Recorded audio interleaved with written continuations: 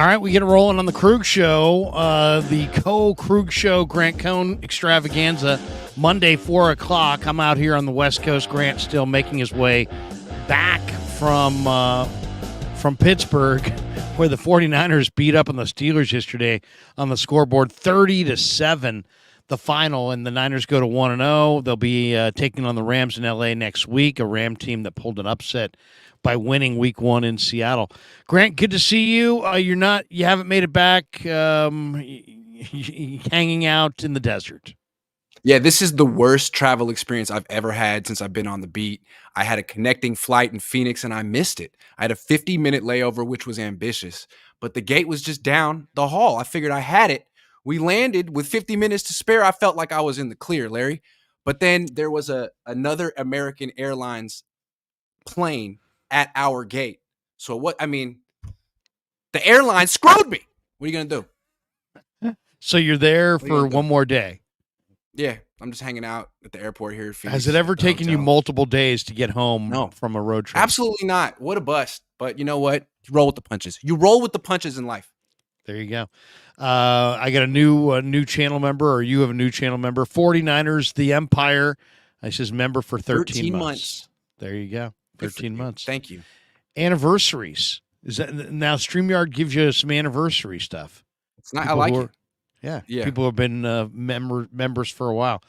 Well, why don't we start with just your primary takeaway? I mean, the Niners got a nice win. It was start to finish. 49ers, just to me, the defense really kind of took over early in this thing. It was amazing to watch. I thought Drake Jackson played an incredible football game. But like right out of the chute, Steelers go 3-and-out. Fred Warner against the run. Cleveland Farrell made a nice play against the run. Drake then makes a sack. And it just seemed like the Niners defense really focused, really played intense. And they just, to me, I was a little bit more surprised by the Niner defense than what the Niners did offensively. Give me your takeaway from the game. Yeah, I'm with you on that. I felt like the Niners offense was great, and they've been great since Christian McCaffrey's been there and Brock Purdy's been playing. But it's like, it's kind of hard to play bad on offense when the other team's going 3-and-out all the time and the other defense is really tired. I thought like the game started with the Steelers kind of puffing their chest out, winning the toss and saying, we want the ball. Oh, really? You really want to test this defense with Kenny Pickett? Cool. And they went 3-and-out. And it was like, you got nothing. I think that really set the tone of the game. Kenny Pickett was under pressure, it felt like the whole game, and he looked kind of freaked out. He looked like, remember how boxers used to look when they had to fight Tyson? Like you could see it in their face, like they didn't really want it. Like they want to know part of it. He looked like that. Kind of what Tua looked like against the Niners last year too. Okay, first of all, we got another one here. We got Hutch Serves Gaming, says member of 13 months. Let's go Niners, 13 months. Let's go. And then we have this one from Isaac who says, Grant, why are you dogging the tuck shirt? Tuck your MF shirt in. But no, honestly, though, to me, I think one of the things that we probably should debate at some point is how much of yesterday's deal was the Niner D. How much of it was Kenny Pickett is not great? Because there was an awful lot of debate going into the week. A lot of people saying, because I did a thing with Vish and Jesse the other day, and they both decided that they liked Kenny Pickett more than Brock Purdy. They both came out of the same draft, Purdy in the 7th round, Pickett in the 1st. I went the other way. I said, I think Purdy's quite a bit better than Kenny Pickett. But yeah, Pickett looked awesome in the preseason, but in this game, he was consistently behind his receivers. So how much of the success of the Niner D was the Niners? How much of it was just Kenny Pickett is really, I don't know. I don't want to say he's subpar, but let's just say he's a pretty mediocre quarterback. Well, they lost Jimmy Ward and they haven't upgraded that spot, but adding Javon Hargrave and getting Eric Armstead back full strength, whoa. And then Drake Jackson seems like a whole new player. So it feels like this defense might even be better than last year's defense. The pass rush, probably better than last year's pass rush. And that changed everything. Like, if it's really hard to play quarterback against the 49ers defense. You got Fred Warner in the middle of the field taking away all the easy throws. You got Nick Bosa in this great pass rush. It's hard to find completions. And I think like Kenny Pickett just wasn't going to be the guy to find him. I mean, who can really perform well against the Niners defense? So far, it's been Mahomes. Russell Wilson always does a pretty good job. Like, you have to be able to move and scramble and get out of the pocket. You really can't just stand in one spot and dice up the Niners. I don't think you can do it. Who does it? I know. Well, I mean, and it makes, but the whole thing kind of makes you wonder, like how much of it, like for example, the Niners could not stop the run in the preseason to save their life.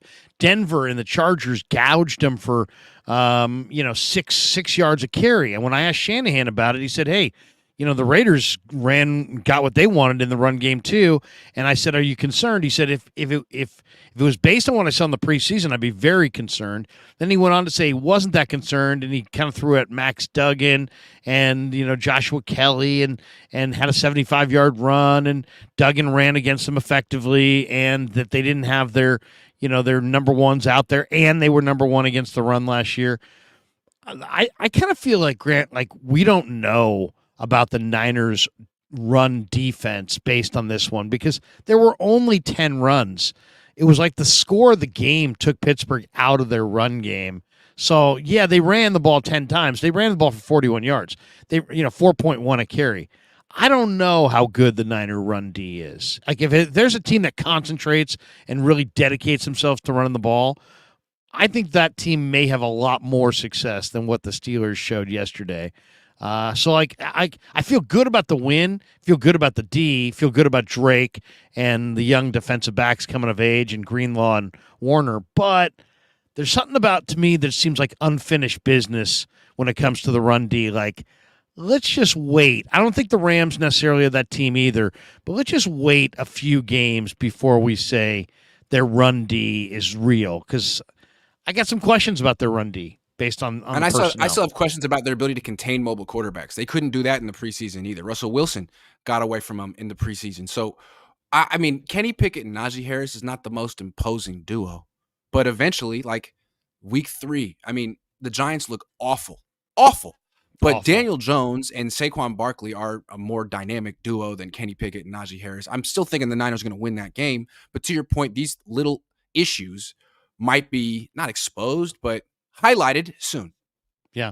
Let's hit a couple supers here. Jeremy Price is week 1, and we look pretty good. No drama, no cancer. Let's go. Niner gang. What's up, OG and Grant? There you go. OG. Wow, I'm getting the OG. Dazzo says nitpicking, but would be good to see the 49ers put teams away. Felt like they should have scored more. Okay. And then Forever Faithful says, too bad we couldn't replicate the first half defense. And Matthew McHose says Purdy had 2 touchdowns throwing to the right yesterday. Let's go back to the Niners' first offensive drive. This is a question that I've been wanting to ask you since this play. Niners' first offensive drive, they get 5-6 plays into it, and they get to 4th and 1. And I'm thinking, Kyle's going to punt. Kyle always punts, especially it seems like early in the game on 4th and 1. And instead of punting, they went for it. And instead of running, they didn't run. They went play action pass, and he found Kittle in the flat, and Kittle made a Landon Roberts miss, and he got the first down. Do you think we are going to see Kyle Shanahan become a little bit more like the Phillies and the Ravens and some of those teams around the league, where it's like they've gone into their analytics and they've determined that it's more vital that they go for it on 4th down? Do you think, is he going to go for it more on 4th down offensively this year, do you think? I'm not certain. I mean, maybe. I'd like to think he would because he should, but this was 4th and 1 from the Steelers' 45. Like, you have to go for it in that situation. How do you not?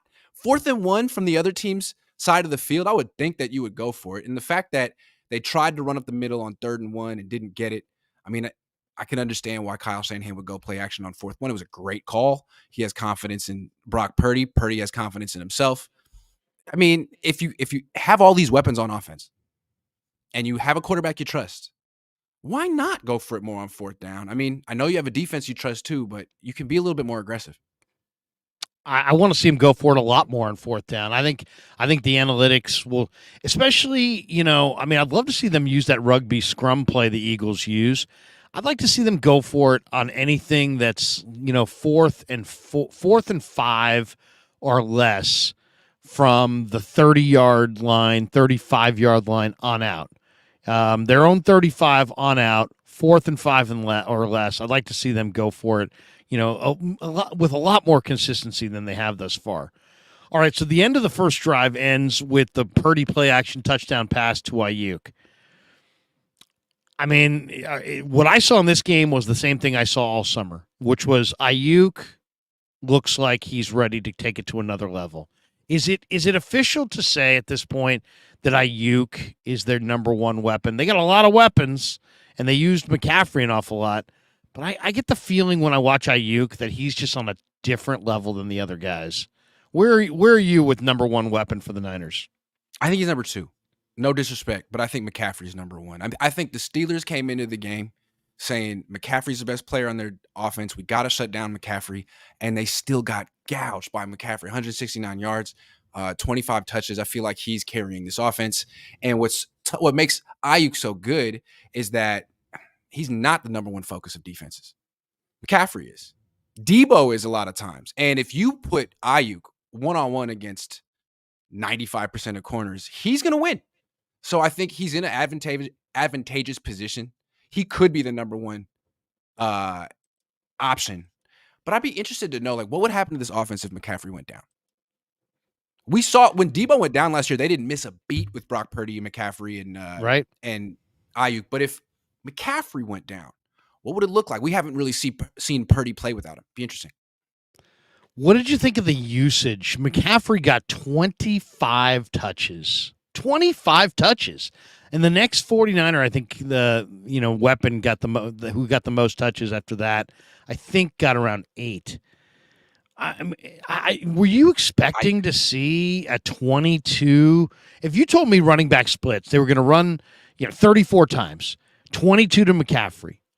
Brock had 3 runs. Don't count those. But 5 for Mitchell, 2 to Debo, none for Mason. I would have thought it was going to be more like 10 or 12 for Mitchell, a handful for Mason, maybe even 1 or 2 more for Debo. It was an awful lot of McCaffrey. Were you surprised by that? Should he be touching the ball as much? Should they have gotten him out of the game once they were up 30 to whatever? Yes. I think this is the main nitpick criticism that most fans, analysts would have. Hey, you did a good job. You put him away. You didn't need to keep your starters out there that long, particularly Christian McCaffrey, because he's the one that's taken the most wear and tear with those hits. He's the one that's been carrying your offense, and he's the one you have to keep healthy for the long, long season. So I don't understand why he did that. I think there was a stretch where McKivitz gave up a couple sacks back to back, and I think 9 of the next 10 plays went to McCaffrey. It's Kyle, you don't have to be that scared. I mean, there's other guys you trust. Very McCaffrey-esque at this point. Yeah, you have 4 running backs on your team. Why? If you only trust one of them, why do you have 3 backups? I don't get it. You're up 23. What's going to happen? It's like being afraid to bring in your closer up 5. Come on, what is the problem? It's weird. Okay, so you talk to Chris Kosaric. You say, Chris, you got the number one defensive. Your number one defensive line might be as good as anybody in pro football. Are you going to run those guys out there more snaps? No, I'm not. I'm going to divvy up the snaps. I'm going to run a rotation. You understand the need, they understand the need to keep Bosa and Hargrave and Armstead and Jackson and their number one D line fresh, but it's hey, I don't know about the need to keep their number one running back fresh. It's we're going to run him as hard as we can, and then when he goes down, we'll just put somebody else in there. I don't know. I know they love McCaffrey. He had the biggest play of the game on the touchdown run in the third quarter, but at that point I thought, man, I didn't need to see him in the fourth quarter. I would have been okay watching somebody else run the ball. Yeah, maybe that's nitpicking. God forbid McCaffrey gets injured up 20 in the fourth quarter. Kyle would never live that. Week 1. Yeah, come on. You would never. That would be a crusher. Dodge a bullet. Okay, let's get back to Drake Jackson for a second. Is Drake Jackson going to have a double-digit sack season, or is his job now one of the easiest jobs in pro football Hmm. because of the presence of the three other guys?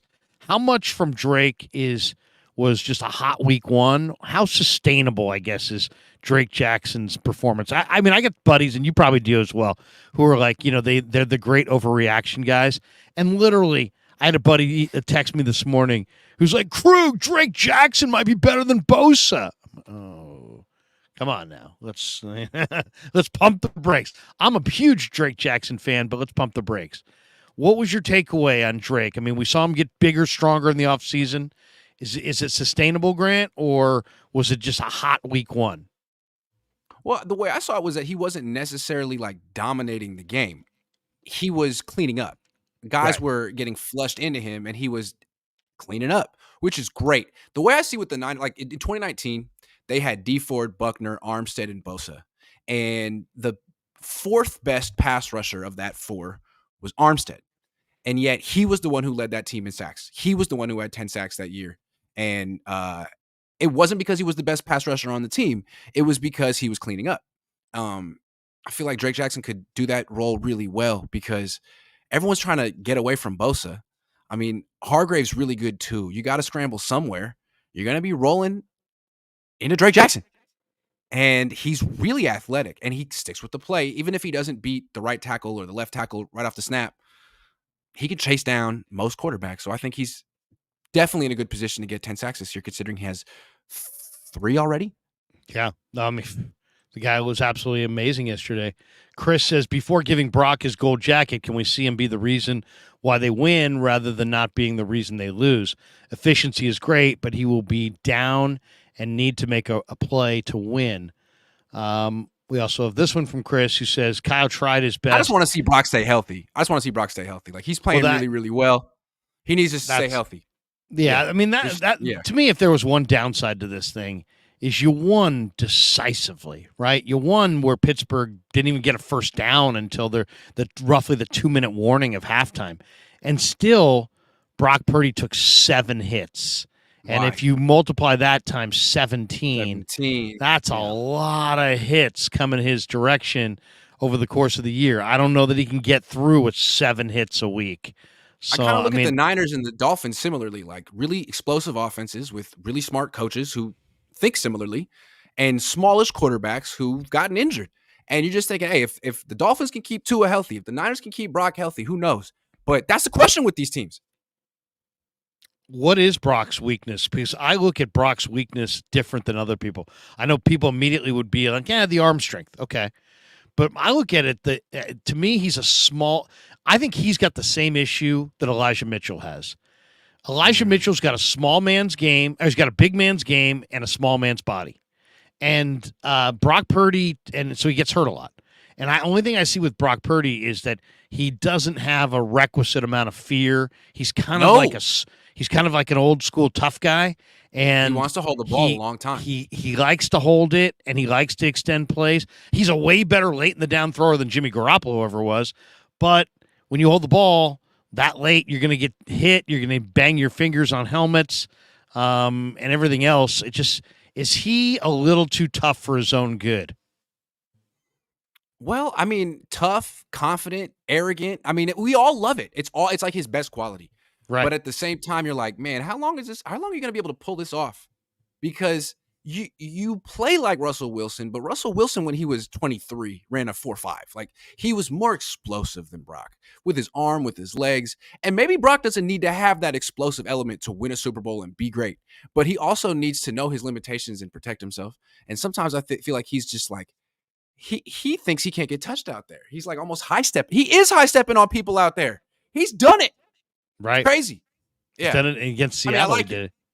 Yeah. No, I mean, in a way, it gives the team confidence and swagger. I saw Trent Williams said, hey, in the post game, Brock is becoming our leader, so on and so forth.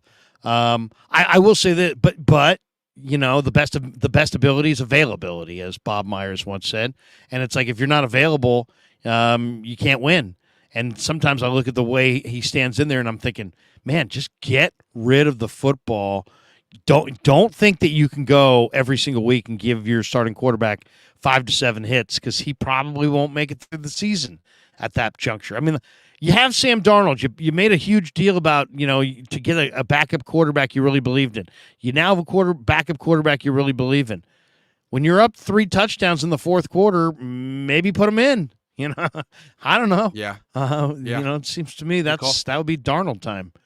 Because it seems like this season, I mean, say what you want about the Niners, best roster, whatever, like it's all about Purdy. If he goes down, they go down. I don't believe in Sam Darnold. I don't care. If he goes down, they go down. So Kyle, he's your best chance. Brock Purdy. Got to keep him upright. Got to keep him upright. And that's the same thing with Mike McDaniel in Miami. Same thing. Yeah, no, seriously. Get your guy out of the game when it no longer matters. Chris says Kyle tried his best to Kyle, leaving CMC, Mitchell, Purdy in too long, too many carries for CMC, and once those sacks started coming, should have pulled Brock. Yeah, I think that would be, if there was one criticism from yesterday on Kyle, it would be like, hey, man, get Purdy out of the game. You don't need to use CMC so much. But maybe he felt like the lead was precarious. I don't know. I thought that was kind of a bogus call on Lenore at the end of the first half.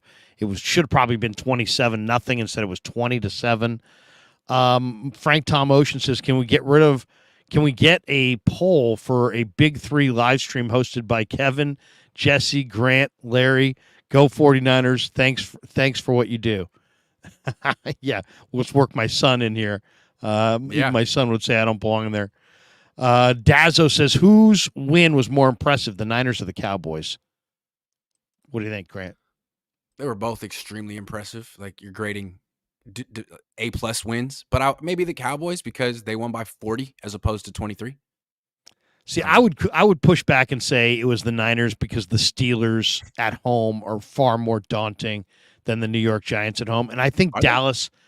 Well, I think Dallas owns the Giants. I saw some stat. They've beaten them like 13-14 or something like that. So, those division matchups, there's one team you own, one team owns you. I get the feeling that maybe the Giants are a little bit better, but Dallas owned them and got off to a hot start. Steelers, on the other hand. Giants made the playoffs last year. I don't think the Steelers making the playoffs this year. I know. They didn't make it last year. Maybe the Giants won't make it this year. They looked awful. Hard to say. I'll say In fact, I'm saying the Giants aren't making the playoffs this year. Yeah, I expected the Steelers to be better than what they were. Did you expect the Steelers to be better? I thought they were awful. I thought they didn't have a lot of energy. I thought they weren't. Cameron Hayward pulled his hamstring. Deontay Johnson pulled his hamstring. They just didn't seem ready, which is really weird because they're always ready for week 1 and they practice really hard and they play their starters during the preseason. They just were not there. It was so strange. Maybe they're just not good. It's possible they're not just like everyone says Mike Tomlin's this really good coach. Is he? Or did he have a Hall of Fame quarterback for a really long time and now he doesn't? I think he's a really solid defensive backfield coach, and they've got a really, really strong organization. They've done good drafting. But they've had a strong organization since 1972, though. Yeah, no, seriously, and he benefits from having a strong organization backing him. He doesn't pick the players. Kevin Colbert, now Omar Khan does. So it's I do think Mike Tomlin's a good coach, but I was thoroughly unimpressed by the Steelers. One, I hate to say this because I know I'm going to hear pushback because his agent's a buddy of mine and he's a Bay Area guy, but Najee Harris is overrated. I said it. Najee's a great guy, and I love Najee, but he runs upright. He takes hits. I knew he's not up and down. Yeah, he's not. He's not a speedster. He runs totally upright, and he gives you a gigantic target. And what did Fred Warner do on the first play? He just blew him up. Just absolutely right in the mouth. I have a theory that the Steelers drafted Harris because Franco Harris, and they have the same last name, and they like the idea of having another running back named Harris, and it bit him. That's what I think. It was. I was at the Pittsburgh airport today, and they had like a statue of Franco Harris doing the Immaculate Reception. Right, person after person taking picture with it. It's like, man, that happened so long ago. Wow. But people in Pittsburgh were like, Franco, and they like had their it's really funny. It's really cool. Wow. I guess it's their Dwight Clark moment, right? Kind of. Yeah. I mean, and Franco, as a little kid, I can remember. I was very much a Franco fan. Niner fan says, should we be worried about the Cowboys? What's your take? I think my kid asked me a question. My younger kid asked me a question earlier today. He said, Dad, do you think the Cowboys are now a bigger rival or a bigger threat to the Niners than the Eagles, because he saw the Eagles struggle with the Patriots and he saw the Cowboys destroy the New York Giants. And I'm like, well, I don't know, because at the end of the day, it's still Dallas, and I think the Niners have a great matchup against Dallas. They seem like they can run it on Dallas. I maybe have a little bit more respect for the Eagles than I should have, but Dallas to me is a blowout team.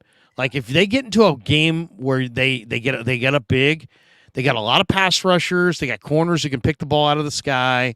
They can make you look really bad, and things can tumble out of control. And last night was a good example. They get a 16 nothing, 26 nothing at half. They blew the thing open. But if you can run it on them and keep the scoreboard even, they're a one running back team. They have Tony Pollard and not a lot else. I don't know, man. I'd still be a little bit more afraid of the Eagles than the Cowboys. Where are you on? I just feel like that? Dak is not a good matchup against the Niners. We talked about it earlier. I feel like you need to be mobile. You need to want to use your legs. You need to get out of the pocket because the Niners will give you a green light. They'll let you out of the pocket. They'll let you scramble. If you don't take that, it's so hard to move the ball and pass the ball against the Niners. And I think Dak, I don't know, maybe it's the broken leg. He just doesn't seem fast. He doesn't seem like he wants to move. He seems like he wants to plant himself in the pocket and prove that he's a pocket quarterback. Like, you can't beat the Niners that way. He can't. Geno can't. You got to sort of play like Purdy. You got to sort of play like Russell Wilson. You got to run around. And I just don't see Dak doing it. Jalen Hurts does it a little bit better than Dak. So I think that the Eagles are a tougher matchup for the Niners. We saw it. And the Niners did a good job against Hurts, if I remember correctly. They did a good job against him. Yeah. No, I mean, Hurts, and now Hurts might have been banged up in that game, but you're right. I think the Niners feel like they can run it up and down the field on Dallas. And until proven otherwise, I think they probably can. Junior Bob says, does Brock's arm look weaker? Brock made a number of plays. He didn't necessarily drive the ball deep down the field. What did you think of his arm strength last week or yesterday compared to what we saw last year? I don't think it's where it was last year. That's the way I see it. I think his throws don't have a lot on him, and he doesn't throw it that far downfield. I think his longest completion was 20 yards. That being said, it didn't freaking matter against the Steelers. It probably won't freaking matter against the Rams or the Giants or the Cardinals. It might matter in the playoffs. I think that's really the only thing where it comes down to. Like, is this lack of arm strength, or maybe he's coming back from, lack of arm stamina, whatever it is, coming back from this injury. Is that going to catch up to him down the line after 4 months of football against a really good team? Maybe. But in the meantime, for what he's getting paid with this team, like, he's really good. He's clearly the best option. And I think a lot of teams would love to have a quarter. Like, the difference between Tua and Purdy isn't that much. I think Tua probably throws it downfield more. He also has Tyreek Hill. Maybe if Purdy had Tyreek Hill, he'd be throwing the ball downfield more. I don't know. They're kind of similar. Brock is 8-1 as a starter. If you were saying design the perfect game plan to shut him down, what is it? I would like to. If you're an opposing team, you're trying to shut him down. Don't let him roll left. Don't play two high safeties. Play single high safeties and try to flood the middle of the field. Play like a robber coverage with a linebacker or a safety trying to take away that 10, 15-yard in cut and force him to throw down outside the numbers. The thing is, it's tough. Like, that's stuff you can do on third down, but he's really good on first and second down when you're trying to stop the run, and all of a sudden he's bootlegging out and throwing these play action passes. So I think that's one of the reasons that makes Brock really tough is he's not the number one thing you're trying to stop. You're trying to stop McCaffrey, and that's hard enough. And then McCaffrey's going to the right, and Purdy keeps the ball, and he's going to the left, and it's like, oh, it's hard. It's really hard. And then you guys cover 5 really good eligible receivers. He's in a good spot. He's in a good scheme. He fits it really well. But if you can somehow get him into like third and longs, then you got him, because Colton McKivitz isn't good. And Burford but it, how many third and longs do the Niners face every week? 1, 2. And then on third and long, he made multiple plays this week on third and long. He can make plays on third and long. What amazed me about this game was is the Steeler pass coverage not very good, or was it the scheme? Because Ayuk, when he did go drop back to pass, when he did throw the ball down the field, his receivers, outside of the one where he put the dime on Ayuk against Peterson, where Peterson literally was draped all over him. For the most part, the Niner receivers got separation against the Steeler defensive backs. It wasn't like Steeler defensive backs were making plays on the ball all day. A lot of times when Brock dropped back to pass, he didn't just find a guy. He found a guy that was, 3 yards in the clear. Yeah, I mean, I thought that Steelers defense was really overrated. Maybe they were tired because the Steelers offense couldn't get a first down. That's possible. But who on the Steelers defense impressed you other than TJ Watt yesterday? I mean, Highsmith on the other side. I was impressed by him. He's got a good motor. Other than that, Patrick Peterson made a couple of really nice plays early in the game on the ball, where it was like, hey, Pat Pete may get a pick, like he says. That was, by the way, so stupid. It's like, why come out and say you have a tell? If you have a tell, save it and talk about it after the game, after you picked him off. Then you're Johnny Cool Guy. It's like you wouldn't expect like a veteran corner to make that mistake. Like, you've been around, like you're borderline Hall of Famer. What are you doing? Yeah. That was bizarre. Yeah. A couple more supers here. Daniel Sabalos says, didn't look like a road game. Lots of Niner fans in Pittsburgh. Next week in L.A., that's a home game. And after that, 3 actual home games. You were there when Purdy ran for the first down in the fourth quarter to keep that drive alive. It seemed like it was just like the second later, the Niner fans started chanting Niners. And you could hear it at Heinz Field. But you were in the stadium, Grant. So how much red was there at Heinz Field? How surprised were you to hear that chant in the fourth quarter there? It was quite a bit of red, and I feel like that's something that doesn't happen very much in Pittsburgh. It's not an easy place to get in and out of. It's expensive to fly into Pittsburgh. It's expensive to fly out. It's kind of a small airport, and you usually have to change planes. So I feel like it's tough for opposing fans to get in. You really have to commit to it. But Niner fans are really committed, and I guess they got a lot of money because they live in California. I don't know. Or they live all around the country, just like Steelers fans. And so they sort of made their pilgrimage, their Mecca to this game, week 1, just like Steelers fans did. I think it was probably something the people of Pittsburgh weren't used to. It's interesting. We got this one from Peyton, who says, Brock played great, but I had one nitpick. His slide after he scrambled had some very feminine energy. Your thoughts? Dumb comment. What? Yeah, seriously. Steven Draper, reporters need to press Kyle Shanahan on CMC's overusage. How many reporters are comfortable criticizing or questioning Kyle Shanahan after a win? You tell me, Larry. Yeah, seriously. I'll do it sometimes. But you say anybody who questions him after a victory in that room, you look like, there's no momentum going in your direction. Let's just say that. MD's 2020 says, we talk quarterback a lot, but I just got to give Fred Warner some love. Fred is absolutely dominant, and he's so awesome, fun to watch. Fred does seem – I felt like Greenlaw in the second half of the game was allowing completions just so he could just come up and starch the receiver as hard as he possibly could. And it's like we're getting to a point where Warner and Greenlaw are at a level that might be approaching Willis and Bowman. What do you think, Grant? I mean, you saw it all. I mean,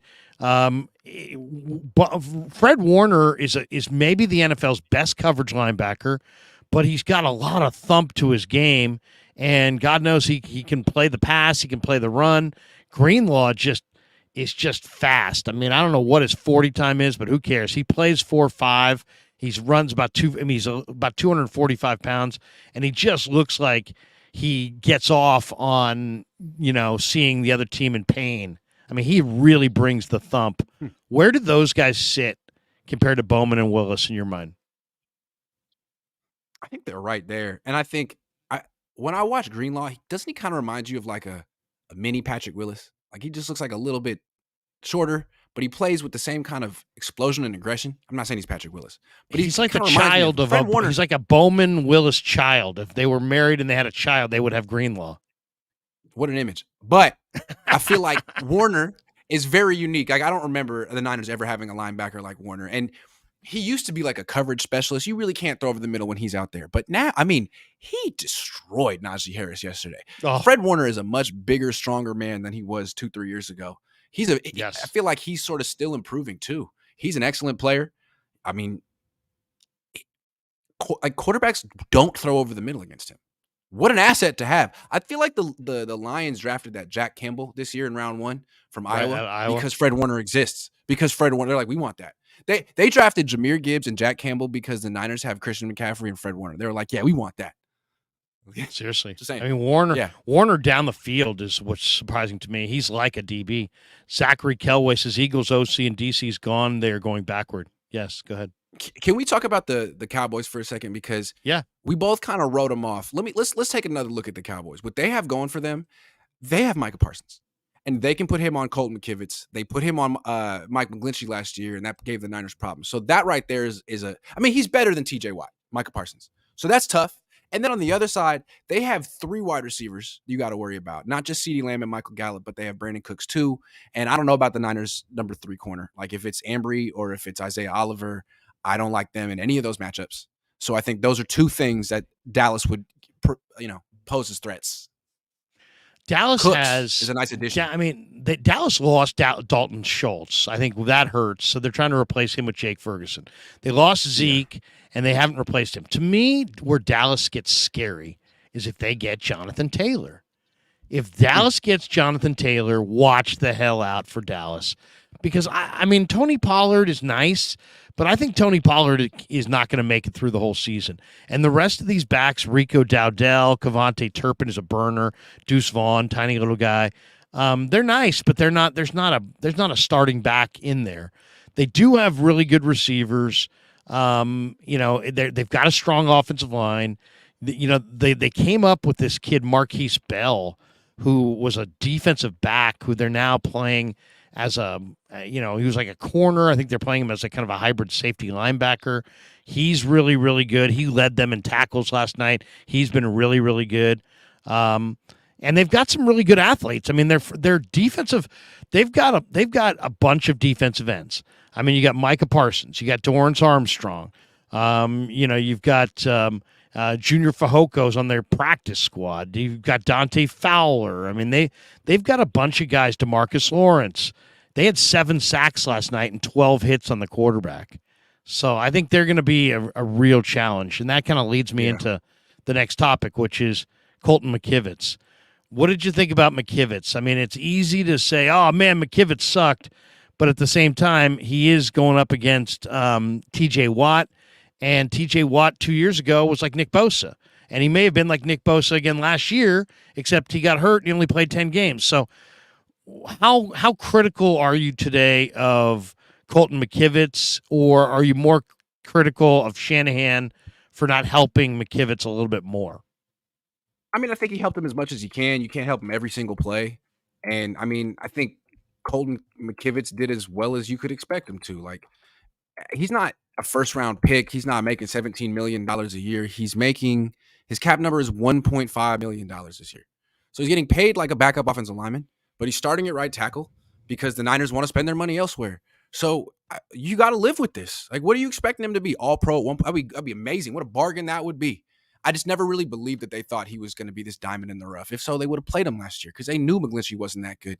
So he did an okay job against TJ Watt, and you're thinking like, there'll be easier matchups out there for him. But the reality of the situation in the NFL today is there a lot of elite rushers come from that side. And you're going to have to face them eventually if you're going to win a Super Bowl. And I don't feel that confident in Colton McKivitz. It's why right tackles today make almost as much as left tackles. They do. But the Niners are acting like, they don't want to go with that trend. Well, okay. Well, then help out Colton, man. He needs your help. Yeah, I mean, it's tackle is a tough spot. It is a tough spot to fill. And you can't get any of these guys basically after the first round. If you do, it's luck. It's pure luck. All the good right tackles typically go in the first round and sometimes in the top 20 picks. So the fact of the matter is they swung and missed on Solomon Thomas. It forced them to go again and again and again at the defensive line. They then went with, Javon Kinlaw. They probably should have gone with Tristan Wirfs. And so here we are. They got a deep defensive line with a bunch of guys who used to be first-round picks, and then you've got, an offensive line where you're very, very thin. I didn't love the fact that they went with Pryor and Jalen Moore as the backups along the offensive line and let Manning go. But obviously they felt like Manning wasn't ready to play, and those guys were. I'm not a big fan of Pryor or Jalen Moore based on what I've seen. Kevin F says, will they be load managing and deloading Brock Purdy this year? I mean, if he takes 7 hits a week, you wonder how many weeks he can go without needing some kind of break. That's all I would say. I mean, that was a little concerning at the end of the preseason that he had to take a week off. What do you think? Is this going to be one of those things that is where the question with Brock? Just longevity, durability, longevity. Like, can you hold up not just your elbow, but the whole thing? You're a smaller quarterback. You hold on to the ball a long time. You have no fear. You have tons of confidence. How's that going to play out over the long haul? Either you're going to be a Hall of Famer, or you're going to get yourself in some bad situations that you can't handle. Maybe he can handle them. Russell Wilson never really got injured running around playing like that. Maybe Brock Purdy can protect himself too. He slides, he's elusive, he's quick. So far, so good. He's gotten injured in the pocket, not scrambling. He got injured diving, which I think was a overzealous first start mistake. He wanted to show that he was, I don't know, but he got really hurt in the pocket. Just pointing that out. No, I know, and it's weird because sometimes he shows pocket mobility, and there's other times in the game where he looks like he doesn't react to the rush the way he does at other points in the game. The Knicks realist says the Niners are going to crush my Giants. Crush. There you go. Zachary Kelway drops this one. He says, "Go watch the film. Brock manipulated the middle of the field with his eyes and his pump fakes. CMC's big run was because Brock had the Steelers on their heels." By the way, what needs to be said, to me, the greatest moment of yesterday's game was Brandon Ayuk and Ray McLeod as the lead blockers on that CMC third quarter run that made it 27-7. I mean, that right there, Grant, is why the Niner receivers are in a different category. I mean, Ray shouldn't even be on the field. The guy broke his wrist. It was like less than a month ago. He's out there playing. He's downfield. He came all the way across the other side of the formation to get out there and be a blocker. And then Ayuk just was it Kazee or whatever? He just put him on his can. I mean, he just absolutely decleated him, lifted him off the ground, and just tossed him aside. That kind of run blocking, man, that does a lot for, a team's morale when the receivers block like that, man. That was probably their favorite moment of the day. That'd be my guess. Yeah. It was really impressive. I mean, he made Kazee look stupid. Like, he threw him into another dimension. He knocked him into next week. Did your parents ever say that? I'm going to knock you into next week? Right, yeah. Knock you into next week. Yeah, he got knocked into next week. Joshua Bourne, life is good. Niner fan, CMC on my fantasy team. There you go. If you're feeling good about that, there's no question. Joe Mama, when will Luter Jr. be back? Will he be a factor at all this year? He absolutely will be a factor, I think. And I think he'll be back at some point. There is no rhyme or reason to this, right, Grant? He's on the PUP list, so he can come off literally tomorrow, or he could come off in week 16, right? Isn't it? Or is it 6 weeks? I think it's 6. I'm a little not skeptical with Luter. He's just a rookie who didn't do training camp. And a lot of times veteran teams with old school coaches feel like, no, you need to go through it and prove yourself. So I'm curious to see if they just redshirt him for the sake of it. If they need him, they won't. It depends on what their situation at corner. Like, if Ambry Thomas flames out and Isaiah Oliver flames out and Samuel Womack isn't the answer, they're going to be itching to put Darrell Luter Jr. back on the field. So it depends. I did not like the decision to stay with Oliver and get rid of Deshaun Jameson. By the way, that being said, I'm watching the game again this afternoon. I didn't notice Oliver at all in this game. Did you notice anything good, bad, or otherwise from Isaiah Oliver? Do you know how many? They didn't go after Oliver. They didn't go after him. I didn't feel like they went after him. I mean, he was covering Allen Robinson, who to me is toast. Slow. Been done like for years. Yeah. So cool. I guess they're going to stop at the Ambry Thomas experiment because, man, he doesn't cover anyone. He's just sort of watching. I feel like Isaiah Oliver. I mean, is Cooper Kupp going to play this week? No, I don't think so. Okay, so he's off the hook. But eventually he's going to have to cover someone good, and I wouldn't like his chances in that. So they got to find out who that number 3 corner is. I don't. Maybe it's Womack. It's probably Womack. He gives up big plays too, though. I don't know. I know. Office of Jed York says, do kneel downs affect QBR? I don't know. Do they? Oh, I don't know. They don't really I'm not. explain what the QBR. I don't know. Isn't QBR the ESPN stat? Yeah, and they That's a don't made. That's a, explain like how they calculate it. It's like their right. secret. Matthew Sanders says Steelers zone scheme got eviscerated. Bad calls. You know, that's the one thing about Purdy. It's like he just does. He doesn't get his receivers destroyed, and man, he finds the soft spot in the zone. I mean, it seems like all the times I remember Jimmy leading guys into monster hits. Man, it doesn't seem like the Niner receivers get led into too many big hits with Brock Purdy, and he just seemed like he understands the zone. You know, I just think it's really interesting that you got Mike McDaniel and Kyle Shanahan sort of doing similar things on opposite coasts with similar quarterbacks, sort of mirror images, both about 6 feet tall, not a lot of touch on their throws to be nice, and questions about their arm strength. Guys who ad lib and run around. And both Kyle and Mike are having a lot of success with these quarterbacks. Can they keep them healthy? I know. Well, that's the thing. And Tua's very glass too. It does make you wonder because like the Niners, like the Dolphins have Tyreek and Waddle, and those guys have burning 40 times. The Niners don't have burning 40-time guys, but they have guys who have unbelievable run after the catch ability.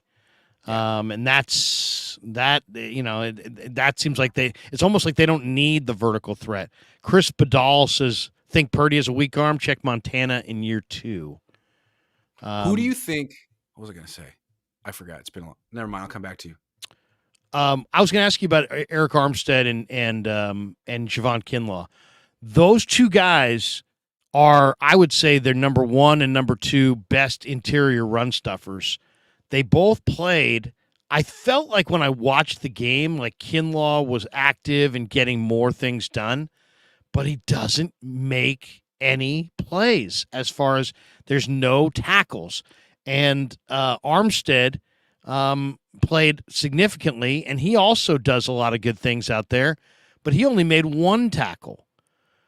What'd you think of Armstead and Kinlaw's performance overall in this Steeler game? I don't think Kinlaw made that much of an impact. I felt like, correct me if I'm wrong, but the Steelers' first drive of the game at the end of the first half, wasn't that against the Niners' second string D-line? Yes. I believe it was. Yes. So I feel like when he's on the field with Givens and whoever, like teams want to keep them on the field as much as possible. Armstead, I felt like he was collapsing the pocket. Armstead, he doesn't necessarily finish plays. He did that 1 year, but mostly he creates pressure for other people. His pressure is intense and it's consistent. So they're way better with him on the field than without. He's really important to this team. I think the Niners were hoping that Kinlaw would be sort of a Eric Armstead type player. He's not so far, but it took Armstead like 4 or 5 years to get there anyway. Football is one of those sports where you can't judge the game by the box score. You really can't. In baseball, if a guy went 4 for 4, he had a good day. You know, there's no such thing as, hey, he went 3 for 4, he drove in 5 runs, he had a bad day. In football, you could go into a box score, have no tackles, and still be pivotal. You know, where so you really have to watch. That's what's great about the sport. I love that. Yeah, it's a film sport. You have to watch the film. Because the way I saw it was his pressure with Hargrave. That was the kind of the story of the game. That's what led to checkmate. That's what led to the pick by Mooney Ward, right? I mean, that and the receiver slipping down. But Pickett felt like he had to throw the ball right then and there. If he had held it another half second, he would have saw his receiver at the break point slip down. He wouldn't have thrown it. But because he had Armstead and Warner and Hargrave all like kind of right there in his face, he felt he had to release it. He did. Mooney gets the pick. I'm old Greg. I just want to point out real quick. If you switch quarterbacks, if the team switched quarterbacks and Purdy was on the Steelers and Pickett was on the Niners, I'm not saying Pickett would be the better quarterback. I like Purdy better, but Purdy would have problems. He'd have Armstead and Javon Hargrave in his face all day, and that's hard. I saw what that looked like in training camp. You saw what that looked like in training camp. It's not easy. Purdy threw a bunch of picks. Then he goes against this team, Pittsburgh, not the same defense. All of a sudden, looks a lot better. So I do feel for Kenny Pickett a little bit. Like maybe he's not utter trash. Maybe it's just really tough to play quarterback against this defense. I mean, Kenny Pickett in the preseason looked freaking amazing. He did. Absolutely amazing. And in this game, he looked rushed and a step behind. And it seemed like almost every one of his throws he was behind his receiver. He was never ahead of his receiver. Almost everything was behind his receiver. So that makes me think that maybe his processing was a little slow. Maybe he's seeing it and he wants it to come out, but man, he's getting it out just a little bit late. But yeah, I mean, I like Purdy more than Pickett based on accuracy. I think Purdy's a more accurate quarterback than Pickett. I'm old. Greg says Purdy also had. Sorry, I'm sorry. I just feel like Purdy go had ahead. much more of a mastery of the offense. It felt like, I mean, sure, Pickett was under pressure, but it also felt like he didn't really know where to go with the ball, and he didn't know where. Like your best player is George Pickens, 14. Right. He's good. Where is he? Well, how can Right. you not find him, Kenny? Like Purdy knows where his guy. Like he knows where Brandon Ayuk is. He didn't just fall out of the freaking game plan. I don't understand that with Kenny Pickett. I'm like, this is your second year on the team, and you just look like a rookie still. I don't know. Yeah, Maybe it's the I mean, Niners. I'm not a huge Kenny Pickett fan going back to Pitt. I mean, I think he's solid, but solid, nothing more. Where I think I think Purdy's got some more special traits. I've talked about that forever. I'm old. Greg says Seahawks and Steelers get overhyped. Great stuff, guys. Even though Larry's lazy. That's No, it's that. not. It's no. It's kind of an ongoing joke on the channel. Bazzy Mian, who wins tonight? Jets or Bills? Is that game in MetLife or is that game in Rich? It's MetLife, isn't it? I see MetLife. I'm gonna go Jets. I'm gonna go Jets. What do you think? I mean, Bills are the better team, but did you watch any Hard Knocks? Do you believe in the Jets at all? My question with the Jets is sort of the same question I have with all of the Kyle Shanahan coaches. Like, your offensive line, is it good? Are you really going to protect your quarterback? Like, how good is your offensive line? Mekhi Becton? Yeah. Is that your plan? Right? You really believe in Mekhi? Like, you haven't, but now you do. He's protecting Aaron Rodgers. Okay. Like, we'll see. I don't know, but I do think that defense is legit. I think Robert Saleh's defense is really good. So, and I don't really like the Bills. There's something about that team. Is There McDermott is their DC something. now? There is. I like the Bills a year ago, but there's something about them. Let's just say this: I think Aaron Rodgers is going to put up some big freaking numbers throwing the ball to Garrett Wilson. I think Garrett Wilson's the best young receiver in the game, and I think he's going to go off tonight. And you know the Jets do have a couple of good backs now in Dalvin Cook, and Breece Hall. I'll say this: I'm watching the Jets in the preseason. Man, the Jets sure have an awful lot of defensive linemen. Quinnen and Carl Lawson, Jermaine Johnson, Will McDonald, Michael Clemens, Bryce Huff.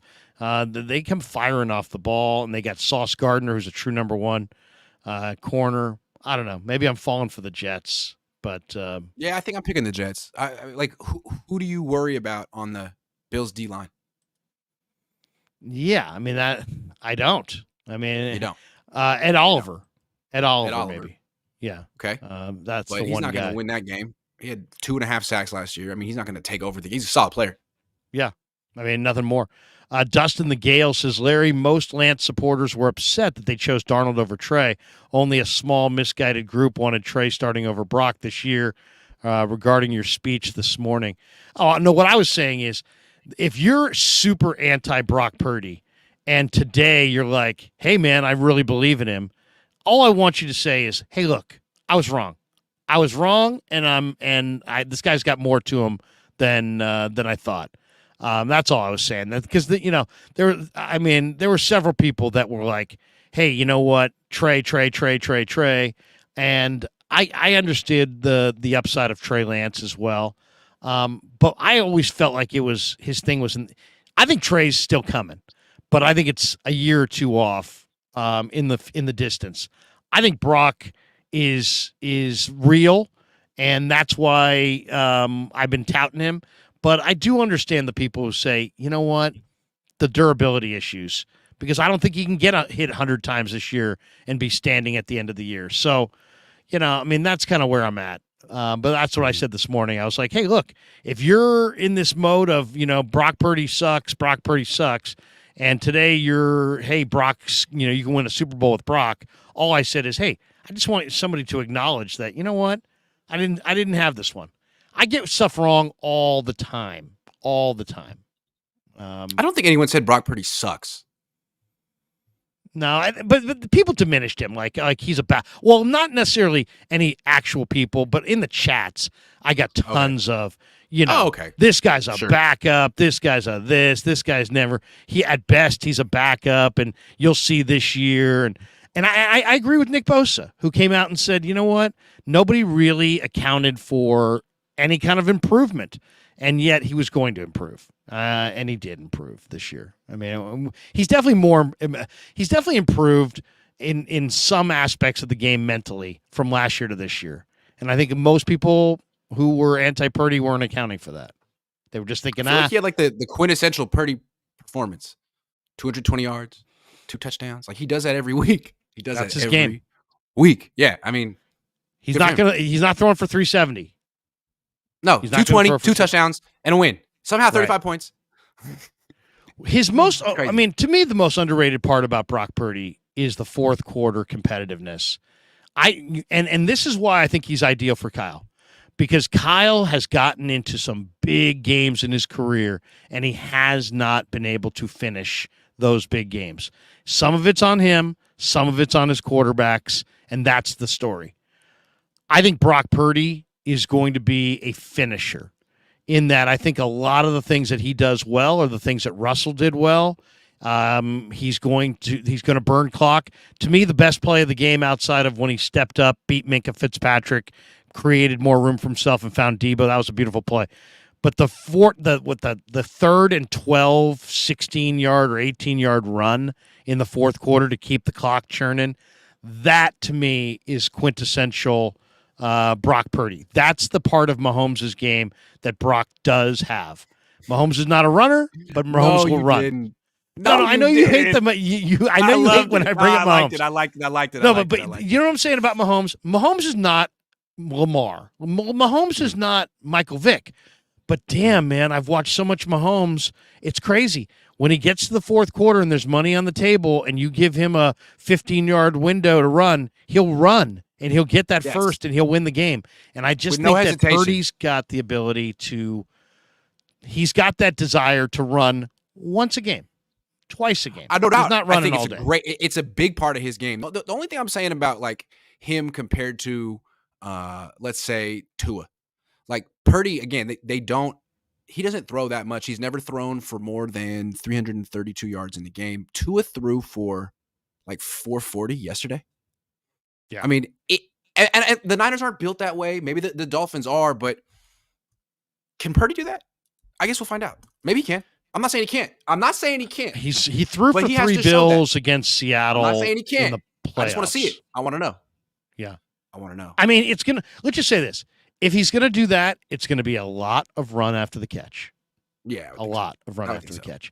And there was a stat in this game that I thought was interesting, and it was that since 2018, the 49ers have led the NFL every year in run after the catch. So in a lot of ways, that's kind of the Shanahan offense is the rack. Yeah. I'm old Greg says, I also want to say sorry to Grant for my super chat yesterday. Beers and a win got to me. I don't even remember. I'm old Greg. We're good. I don't even remember. We're good. Man, I got crazy, Grant. I apologize, bro. It was the beer, man. We're good. It was the beer speaking, bro.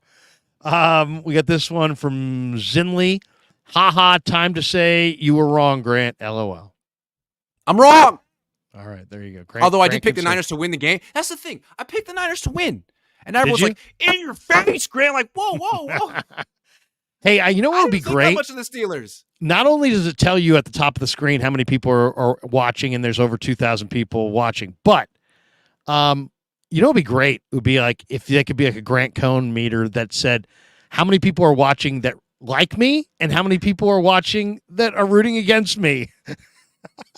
I want to make T-shirts that say 2 T-shirts. One says "I like Grant Cohn." The other one says "I hate Grant Cohn." I think I could sell both of those. I think I got Yes. some. Yeah, Seriously, that's it. and maybe make it. You know what you do? You make it a reversible shirt, so you can Yes! wear it. I like It's a that. How you reversible feel about shirt, that? like a PE shirt in high school. I This like side that. it I think that's says a good Grant idea. rules. The other side Grant sucks. That I would feel be like being a awesome. Niner fan, like, you have to have an opinion on that. Like, okay, how do you feel about Grant Cohn, though? Do you like Yeah. him or do you dislike? Oh, I hate him. Oh, I used to hate him, but now I like him. Like, I don't know. My favorite is standing next to you in training camp, and literally you'll have the guy yelling, Grant, you know, I skipped my kid's wedding to watch your show last night. And then there'll be like some guy who needs to be like held back from there's a guy who needs to be held back from security. You're the reason that I came here to assassinate you. Pissed off brother Bob says Iggy and PP. I'm just gonna say that's well, he wants to call me Purdy's pimp. I always say pig in a Purdy's pickle. parent. Pig in a pickle. He goes, I predicted 37-17. Told you. He did. Brother Bob predicted a Niner route. I got to give him that. One. We got this one. Let's see. Got that one. We got this one. Here we go. Pissed off brother Bob. PP, it's Purdy dirty 30 every week. Some pimp you are. Nice. Yeah. Matthew Sanders says Purdy is Alex Smith with points, genuine game manager. No, he's way, way gutsier than Alex Smith. Alex Smith was bigger, better athlete, better arm, but Purdy's a way better competitor, I think, than Alex. And that I loved Alex. I'm going to try my best not to make definitive statements about quarterbacks after 8 games, good and bad. Like, I've said some things about his arm strength. It's been 8 games. Like, you have to. What's a good amount of games? I feel like if he does Kaepernick it 3 seasons fooled in us. a row, 3 seasons in a row. If you do it 3 seasons in a row, I think you're legit. 3 in a row. 3 in a row. I would say 25 healthy. 25 games is a good barometer. You got 25 games, you got a pretty good handle. Keeney 58 seems like there's a bunch of consistency and durability. I feel like that's proven over a little bit more a longer stretch of time. Consistency and durability. Yeah, and also you got to see how much you want it. I mean, like I felt like maybe Kaepernick wanted it more than maybe he wanted it late. Keeney 58 says seems there's a bunch of edge options if we want it, but who are some of the cornerbacks, O-linemen we can go get? Do the Niners, us, Dallas, Cincy games as an indicator to make a trade? The Niners cleared $40-some-odd million of cap room. And everybody's got a different read on this, Grant. And I haven't talked to you since this happened, so I'll throw it to you. What do you think's the reason? Is it because they got all these guys they want to sign next year? Is it all because of Brandon Ayuk extension? Is it about creating flexibility to make a trade? Is it a defensive end they would want? Is it it's like wait and see who gets hurt? Why did they clear the most cap room of any team in pro football? And what do you think they're planning to do with it? Hey, your guess is as good as mine, Larry. You tell me. I have no idea. When it first happened, the first thing that went through my mind was, oh, they're keeping their options open for Kirk Cousins. But I'd like to think that's not what's going to happen because no one wants that. No one wants that. I really so you tell me, Larry. I don't know. I just think that it's like this. It's like you're going on a long trip across the country. It's hot. Of course, you're going to fill up your canteen. To me, clearing that cap room is like having an extra water supply. Like the Niners, I think we would all say, are all in on winning the Super Bowl this year. Well, if you're all in, you got to be able to maneuver in October if you lose a corner, if you lose a lineman, if you lose an edge rusher, if you lose a receiver, if you lose a running back. Who knows? What if McCaffrey's done for the year and Indy's, saying, hey, I'm thinking about moving Jonathan Taylor and I'm shopping him to Dallas or Philly or Kansas City, or the Niners. Well, right now, I would say there's no chance in hell of them getting Jonathan Taylor. But if you painted the picture that McCaffrey's done for the year and that if you don't get him, he's going to Philly, Dallas, or Kansas City, I could see John Lynch trading for Jonathan Taylor later this year. So maybe it's for that. Maybe it's for Ayuk. Maybe it's to roll over, $25 million so they can retain their core next year. Maybe it's about Bosa's deal and the way it's structured. I don't know. I'm not really sure. Would it be all right if we wrap up kind of soon so we can watch this game? I kind of want to Yeah, watch let's do this it. game. I mean, let me just hit the Yeah. last supers. Sure. You guys see what happens is you do a show with Grant Cohn, then there's so many people donating cash that you can't get out the door. We could do this all day and just clean up, but money a concept. Mean that much to me, Larry. What a concept. Money. Right now, if money only means a lot to you if you could use it to buy your own 747 and fly home from Phoenix. Sam Darnold says, I need more reps, though. Okay. We've got this one from 12 wild when you 126 realize that Jack. money won't fix your problem. Like, I'm just stuck in Phoenix, and there's nothing that I can do about it. That's right. Cool. There's nothing you can do. No. Only difference is Mahomes has more range when he escapes and can knock defenders over. Definitely some similarities, though, and I love to see it. Oh, just wait until Purdy puts a stiff arm on someone. Just wait. He's very Mahomes-like. Joe Crowell says, no one can say Brock sucks. It's just a question of whether he's good enough to consistently beat real competition. I think that's fair. The Steelers don't qualify, but there will be plenty of opportunities this season. I'm old. Greg says, Purdy is a young Russ Wilson. I'll buy a shirt. We got this one from 808 Niner. Brock Purdy's good, but does he have the arm to complete the tight throws against the elite defenses? Cowboys and Eagles regular season are a good quiz, but getting to the Super Bowl is the test. Is Brock worth 35 to 40 million? Ooh, that's going to be a tough question. David W. says special teams in good shape? Question mark. All the field goals and extras were made. Jake Moody looked good, and Wishnowski. Kickoff coverage. Yeah, the kickoff coverage was bad. Every guy looks like they're taking it to the house. Yeah. What was that's that? A problem. George Odom's not out there. He's really good. Maybe Odom that's it. is David really W. good. says special teams in good shape. Okay, then we got that one. All right, that does it for us. That's good. Wait a second. Make sure. Thanks to the 2,000 people who showed up for this extravaganza. Grant, I'll give you the final word before we watch. Larry's Jets the Bills. best. Make sure you subscribe to Larry's channel. Make sure you check out Pig and a Pickle. They don't even pay me to say it. And I'm saying check out Pig and a Pickle. Also, New York style sausage company. They don't pay me either, but they make great sausage. I'm going to do a little advertisement for them right now. My mom, may she rest in peace, every self-respecting Italian woman has their own meat sauce that they make, and you can't get it at any restaurant. It's theirs. And what she used was New York style, mild Italian sausage only. And it was phenomenal. I still make it to this day. And I just want to say thank you. What I love is they make it in bulk too. So you don't have to have it in, it's perfect for a Italian pasta. Get the bulk sausage. There you go. Thanks to New York style sausage. Thanks to Marin Auto Glass. Thanks to Pig and a Pickle. I got to run this one spot. Mojo Fantasy, the proud sponsor of the Krueg Show. The sponsor of today's video is Mojo Fantasy. Mojo Fantasy has introduced a whole new way to play fantasy football this season. It works by entering into contests and building a portfolio of players. The better your portfolio performs, the more cash you win. It's simple. The props you pick act like stocks, and you can buy and sell player stock live all game long. And you can cash in on a hot start or just hang on and let them ride. That's it. Make picks, make moves, make money. Now, this week I'm entering into a contest, and this is what I'm going with. I'm going with Aaron Rodgers over 238.5 passing yards, Garrett Wilson with an anytime touchdown, Josh Allen under 244.5 passing yards, Garrett Wilson over 5.5 receptions, and Khalil Shakur over 12.5 receiving yards. To play Mojo Fantasy alongside me, check the link in the description and use the promo code Krueg, K-R-U-E-G, and get up to $100 matched on your first deposit. All right, back to the Krueg Show. We're letting Grant get on with his night with a little football, Jets and Bills getting ready to start. Thanks to New York Style Italian Sausage Company. Thanks to Pig and a Pickle, the best barbecue in all of Northern California.